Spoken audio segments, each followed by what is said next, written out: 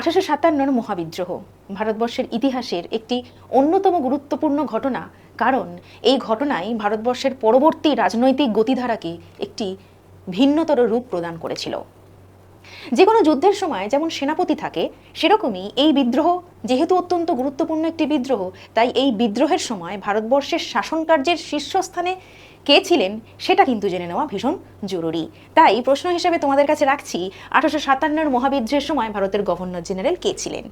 অপশানে বিভিন্ন গভর্নর জেনারেলদের নাম দেওয়া হয়েছে। আমরা দেখতে পাচ্ছি এই সময় গভর্নর জেনারেল হিসেবে কিন্তু ছিলেন লর্ড ক্যানিং।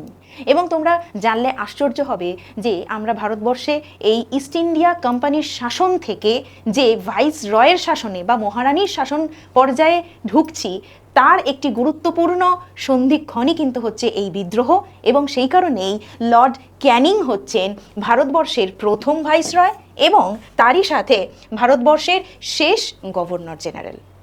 এবার তোমরা আরও একটি প্রশ্ন এখানে দেখতে পাচ্ছ, যেটা হলো জাতীয় কংগ্রেসের কোন অধিবেশনে পূর্ণ স্বরাজের প্রস্তাব গৃহীত হয়েছে? অপশানে আমি দিয়েছি 1907 সালের সুরাট অধিবেশন, 1924-এর বেলগাঁও অধিবেশন, 1929-এর লাহোর অধিবেশন এবং 1916-র লখনৌ অধিবেশন। তোমরা নিশ্চয়ই জানো যে প্রতি বছরই ডিসেম্বর মাসে কিন্তু কংগ্রেসের একটি করে অধিবেশন হতো। তোমরা আমাকে কমেন্টে জানাবে যে পূর্ণ স্বরাজের প্রস্তাব গৃহীত হয়েছিল এই চারটি অপশানের মধ্যে কোন জায়গাতে।